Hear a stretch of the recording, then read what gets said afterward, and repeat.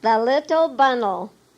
One morning before the sun was up, Kola came running up the hill path and shook the bamboo gate vigorously, calling, "Mo! Big Mo!" Startled out of a sound sleep, Mo arose hastily, put on his outer garment, and asked, "Are you all right, Kola? Why are you here so early?" Quite out of breath, Kola tried to explain. "They are getting ready for a funeral. A young woman died, but the baby still lives. The charm doctor brags that you do not dare show your face at the burning. He is planning a trick." "Sit down, Kola. Get your breath and then tell me more. You are a good friend to come and tell me." Kola told Mo what he had heard in the village. The charm doctor had dared Mo to come. Something within the big man accepted that challenge. All the pent-up feelings of fight came back to him. He would be there. This would be no ordinary fight, for it was the chance that he had long been awaiting. The mission doctor would stand with him, and they would take the matter to court. "Of course I am going," said Big Mo. "But what about little Dookie?" asked Kola. "You wouldn't leave her here alone." "Oh, no," said Mo. "I wouldn't leave her here. It might be a trick, so I will take her with me. If trouble comes, you can watch her. I trust her with you, Kola.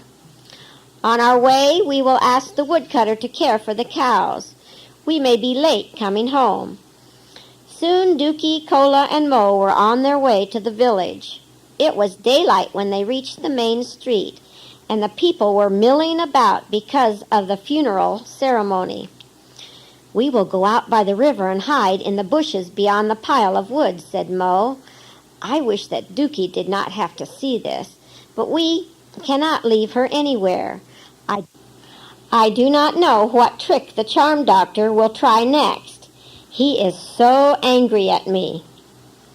When they reached the hiding place beyond the funeral pyre, they crouched low and waited. Mo fed Dookie some of the rice in the gourd, hoping that she would go back to sleep. But the girl was not sleepy. The early hour, the hasty trip to the village, and the mystery of it all made her brown eyes wide with wonder and questioning. "You must do exactly as I tell you, my precious one," said Mo. "Do not be afraid. We know these ceremonies are wrong and that the God of heaven is not pleased. Somehow I feel in my heart that he will help us." "I will do as you say," said Dookie, nestling her head against his shoulder. "I am not afraid with you here, but I may not be right here beside you all the time. I will not be afraid with Kola."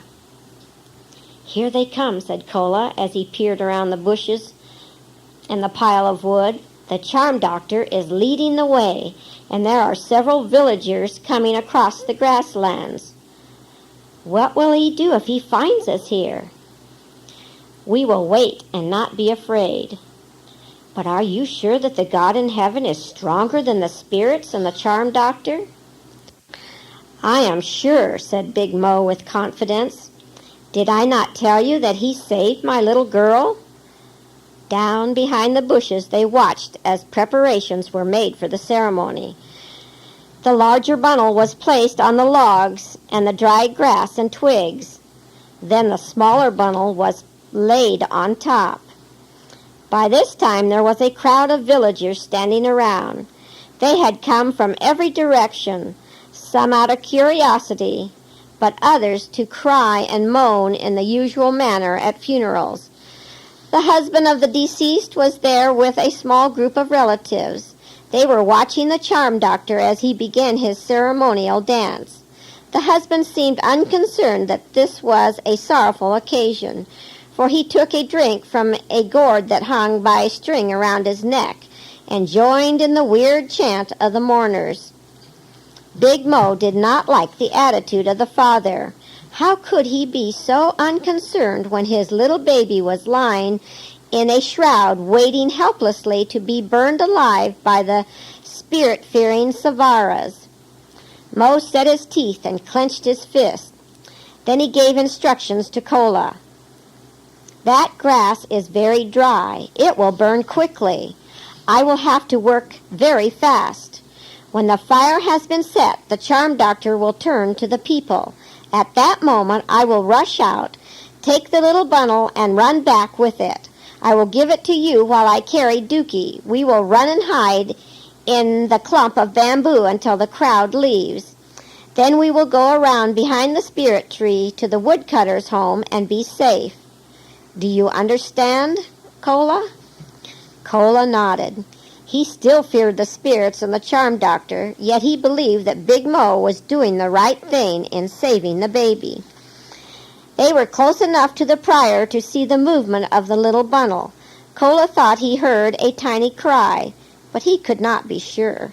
So many people were moaning and children were screaming. Big Mo heard the cry, and he saw the movement of hands and feet within the shroud. His nerves were tense. He crouched, waiting for the moment. Then he ran. But before he reached the pile of burning grass and twigs, he was stopped. Someone grabbed him from behind, and his arms were fastened in a tight wrestling hold. He looked back to see who had hindered his plan. It was Big Fowl, the challenger.